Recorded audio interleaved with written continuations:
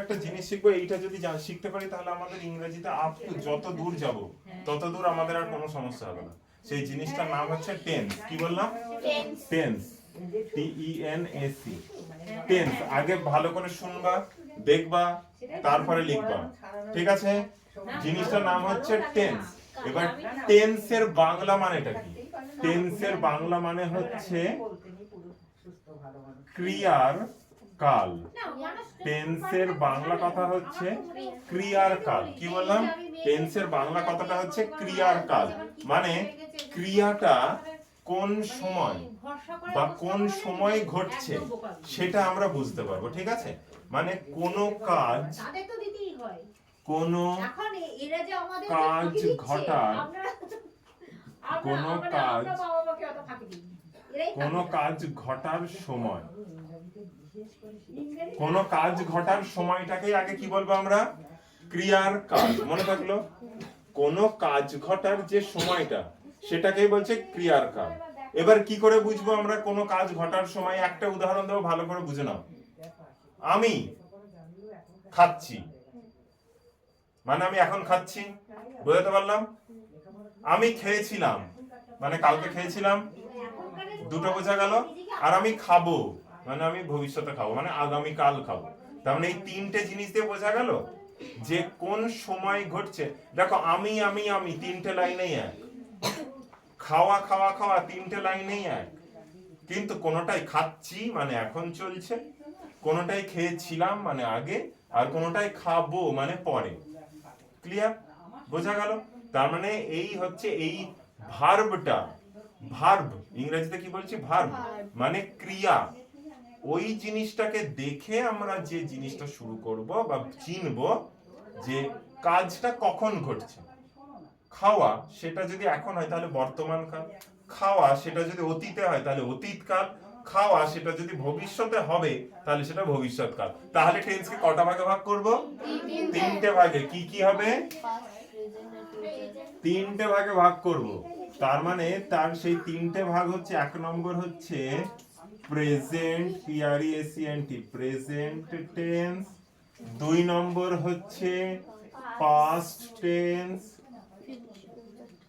আর তিন নম্বর হচ্ছে future tense, FUTURE, future, TENSE। এক নম্বর হচ্ছে প্রেজেন্ট টেন্স, দু নম্বর হচ্ছে পাস্ট টেন্স, তিন নম্বর হচ্ছে ফিউচার টেন্স।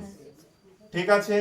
প্রেজেন্ট টেন্সের বাংলা মানে হচ্ছে বর্তমান কাল, পাস্ট টেন্স মানে হচ্ছে অতীত কাল, আর ফিউচার মানে হচ্ছে ভবিষ্যৎ কাল। এক হচ্ছে বর্তমান কাল, দুই অতীত কাল, আর তিন হচ্ছে ভবিষ্যৎ কাল। এক হচ্ছে বর্তমান কাল, দুই অতীত কাল, আর তিন হচ্ছে ভবিষ্যৎ কাল। বোঝা গেল? মানে এটা বর্তমানে কাজ করা বোঝাচ্ছে, এটা অতীতে কখন ঘটেছিল সেইটা বোঝাচ্ছে, আর এটা ভবিষ্যৎ মানে আগামী দিন কিভাবে ঘটবে সেটা বোঝাচ্ছে। বোঝাতে পারলাম? দেখতে পাচ্ছ? ব্যাস, তাহলে আগে এইটা হলো। প্রত্যেকটা টেন্সের আবার কটা করে ভাগ আছে? চারটে করে। কি বললাম? প্রত্যেকটা টেন্সের আবার চারটে করে ভাগ আছে। এক নম্বর টেন্স হচ্ছে present, PRESENT, present, INDIFINIT, indefinite tense. এক নম্বর সাধারণ বর্তমান, সাধারণ বর্তমান, ঠিক আছে? এবার দুই নম্বর হচ্ছে PRESENT, present, CONTINUOUS, present continuous tense, TENSE। এটার নাম হচ্ছে চলমান বর্তমান, চলমান বর্তমান। কন্টিনিউ মানে কি? যেটা চলছে, তার মানে এটার নাম হয়ে গেল চলমান বর্তমান। আচ্ছা, তিন নম্বরের নাম হচ্ছে present perfect, PERFECT, perfect tense. ঠিক আছে? এটার বাংলাকে বলবো ঘটমান বর্তমান, ঘটমান বর্তমান।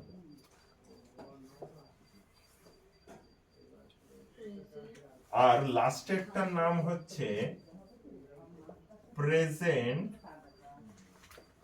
Perfect continuous tense. এটার নাম হচ্ছে পুরা ঘটমান বর্তমান। পুরা ঘটমান বর্তমান। পুরা ঘটমান বর্তমান বোঝা গেল। তাহলে টেন্সের কটা ভাগ হলো? তিনটা ভাগ হলো, present tense, past tense, future tense. তিনটা ভাগ হলো। প্রেজেন্টের কটা ভাগ হলো? Present indefinite, present continuous, present perfect আর প্রেজেন্ট পারফেক্ট কন্টিনিউয়াস। চারটে ভাগ হলো। একই জিনিস। কি বললাম? একই জিনিস। এই যে প্রেজেন্টের যে ভাগটা এখানে হয়ে গেল present indefinite tense, present continuous tense, present perfect tense, present perfect continuous tense. চারটে ভাগ হয়ে গেল। সেম তোর এখনো তুমি মুছে দাও, আমি দেখে লিখে নিচ্ছি। তুই এত স্লো? তো কাঠের গাড়ি থেকে স্লো। আচ্ছা, এই প্রেজেন্টের ভাগগুলোকে এবার আমি প্রেজেন্টের বদলে যদি আমি পাস্ট লিখে দিই, ঠিক আছে, প্রেজেন্টের বদলে যদি আমি পাস্ট লিখে দিই তাহলে আমার এই নামগুলো একই থেকে যাবে আর সব জিনিসগুলো পাল্টে যাবে। বোঝা গেল? এখানে হলো পাস্ট ইনডিফিনাইট টেন্স, এটা হচ্ছে পাস্টের ভাগ হয়ে গেল। তাহলে এটা তাহলে কিসের ভাগ হয়ে গেল? পাস্টের ভাগ হয়ে গেল। পাস্ট ইনডিফিনাইট টেন্স একটা হলো, এখানে পাস্ট কন্টিনিউয়াস টেন্স দুটো হলো, পাস্ট পারফেক্ট টেন্স তিনটে হলো, আর 4 নম্বর হচ্ছে পাস্ট পারফেক্ট কন্টিনিউয়াস টেন্স। বোঝা গেল? হ্যাঁ, সবই তো লিখতে হবে। এটা আবার পাস্টের তলায় লিখবি দাগ টেনে। বলছি এটা লিখলে তো ওই পাস্টের দিক থেকে সাইডে একটা করে পাস্ট লিখলে হয়ে যাবে না? তুই আলাদা করে আর লিখবি কেন? হ্যাঁ, সেটা তো বলছি। একই তো বুঝে গেলাম যে প্রেজেন্ট, পাস্ট, ফিউচার, ইনডিফিনাইট। হ্যাঁ, ঠিক আছে, এই কথা বুঝলে পাস্ট বোঝা গেল? আচ্ছা, এবার দেখো ভালো করে, আমার এই দিকটায় দেখো, আর খাতা টানতে হবে না, আর দাগ টানতে হবে না। ফিউচারেরও একই নাম হবে তো? ফিউচারেরও একই নাম হবে তো? তাহলে প্রেজেন্টের যেটা হলো ফিউচার বা past, future indefinite tense, past indefinite tense দুটোরই একই। এখানে হচ্ছে ফিউচার, এখানে কি হচ্ছে? ফিউচার কন্টিনিউয়াস আবার পাস্ট কন্টিনিউয়াস দুটোই হচ্ছে। এবার হচ্ছে এখানে পাস্ট পারফেক্ট আর এখানে হয়ে গেল ফিউচার পারফেক্ট, আর এখানে হচ্ছে পাস্ট পারফেক্ট কন্টিনিউয়াস আর এটা হয়ে গেল ফিউচার পারফেক্ট কন্টিনিউয়াস। তাহলে চারটে ভাগ হয়ে গেল, প্রত্যেকটা টেন্সের আলাদা আলাদা করে ভাগ হয়ে গেল। কিন্তু এবার বাংলাগুলো কিন্তু আলাদা হবে। বাংলাটা দেখো, এখানে সাধারণ বর্তমান, তাহলে অতীতের সময় আমরা কি লিখব?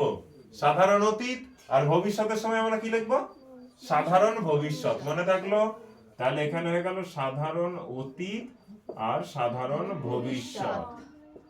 মনে থাকলো? আচ্ছা, এখানে চলমান বর্তমানের জায়গায় কি লিখব? চলমান অতীত আর বা চলমান ভবিষ্যৎ। মনে থাকলো? আচ্ছা, এখানে হচ্ছে ঘটমান বর্তমানের জায়গায় আমরা কি লিখব? ঘটমান অতীত বা ঘটমান ভবিষ্যৎ।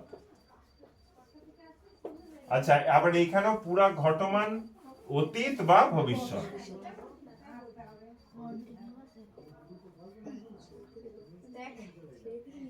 তাহলে টোটাল এবার আমাদের যখন লোকে বলবে, এবার টোটাল এই 12টা টেন্সেরই 12টা ফর্মুলা আছে, 12টা টেন্সেরই 12টা নিয়ম আছে। সেই নিয়মে ফেললে আমাদের কি হবে? সেই নিয়মে ফেললে আমাদের উত্তর বা কোনো বাক্য তৈরি করতে সুবিধা হবে।